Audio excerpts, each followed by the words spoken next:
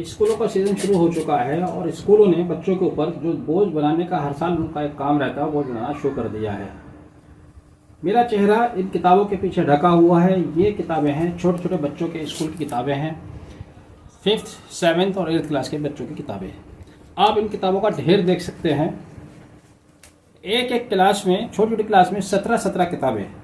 अब सवाल यह है, क्या कोई बच्चा एक साल में इन 17 किताबों को पढ़ सकता है?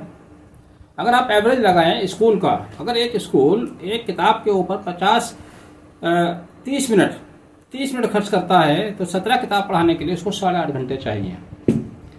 बच्चे स्कूल से घर आते हैं। घर की अगर बात की जाए, घर पर भी अगर आप बच्चों को स्टडी कराना चाहते हैं, ट्यूशन पढ़ाना चाहते हैं, वहाँ पर भी आप ये कैलकुलेशन लगा लीजिएगा। अगर एक किताब के ऊपर उसको आधा घंटा दिया जाएगा तब उसको 17 किताबों के हिसाब से 8.5 घंटे देने होंगे। 8.5, 16, 17, कुल मिलाकर 17 घंटे उसको आप पढ़ा पाएंगे क्या छोटे बच्चे को? दरअसल प्राइवेट स्कूल संचालकों ने अपना पैसा कमाने के फेर में ये भी भुला दिया है कि हम बच्चे जो कि किसी भी देश का भविष्य होते हैं, हम उनको किस तरह से ग्रो कर रहे हैं। स्कूल, जब आप स्कूल में एडमिशन लेने जाते हैं, ख़ास तौर से प्ले स्कूल में आप जाएंगे तो वहाँ पर आपको 3 थ्योरी बताई जाती हैं, मोटर डेवलपमेंट, ये डेवलपमेंट, वो डेवलपमेंट। लेकिन ये स्कूल दरअसल बच्चों का डेवलपमेंट नहीं करते। ये स्कूल बच्चों की ग्रोथ नहीं कर रहे हैं, बल्कि उनके बचपन के साथ खिलवाड़ कर रहे हैं। मेरा तो सीधा सीधा मानना है ये प्राइवेट स्कूल बच्चों के बचपने के कातिल हैं, खूनी हैं।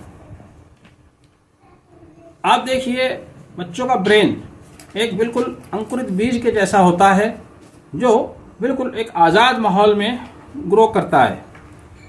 आप बतौर एग्जाम्पल एक बीज लीजिएगा और उसको मिट्टी के ऊपर डालिएगा, उसको खुले एनवायरनमेंट में छोड़ दीजिएगा, वो ज़्यादा ग्रो करेगा।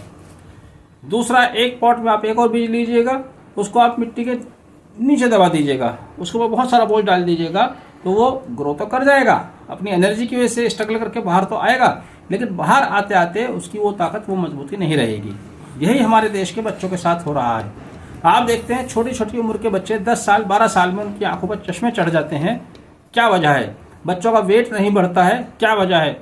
बच्चों का ब्रेन भी उस तरह से डेवलप नहीं होता जिस तरह से उनका होना चाहिए। अगर आप देखें, स्कूल जाने से पहले बहुत छोटा बच्चा, आपका बहुत छोटा बच्चा बहुत ज़्यादा इंटेलिजेंट होता है, मैकेनिकली, इंजीनियरिंग में साउंड होता है, साइंटिफिकली वो बड़ा साउंड होता है, बड़े बड़े कारनामे छोटी सी उम्र में करता है जिस पर आप दांतों तले उंगली चबा लेते हैं। लेकिन जब यही बच्चे आगे जाते हैं, 9, 10, 12 में आते हैं, तब इनकी वो क्वालिटी कहीं ना कहीं ख़त्म हो जाती है और वो अपनी अपनी लाइन पर सीमित हो जाते हैं। इंजीनियरिंग पर सीमित हो जाएंगे, मैथमेटिक्स पर सीमित हो जाएंगे, अकाउंटिंग पर सीमित हो जाएंगे। तो इस तरह से बच्चों की ग्रोथ को, ओवरऑल जो एक ग्रोथ होनी चाहिए, जो नैसर्गिक जिसका विकास होना चाहिए, उस विकास को इन स्कूलों ने रोक दिया है। बहुत बार रवीश कुमार ने तो कई साल कह कर थक गए, लेकिन ये काम सरकार के हाथ में है। ये NEP बना दिया, सरकार नए नए कानून मिल जाती है, लेकिन उसकी ईमानदारी कहीं दिखाई नहीं देती। अगर वो चाहे तो कंट्रोल कर सकती है। भाई आप पूछिएगा, NCERT जो सिलेबस बनाती है उस सिलेबस को क्यों नहीं फॉलो करते? अगर आपको पैसा कमाना, आपने फीस इतनी ज़्यादा बढ़ाई हुई, भाई साहब उन फीस को और बढ़ा लीजिए, फीस से पैसा ले लीजिएगा। आप तरह तरह से पैसा लेने के चक्कर में बच्चों के बचपने से तो मत खिलवाड़ कीजिए, उनके बचपने की हत्या मत कीजिए।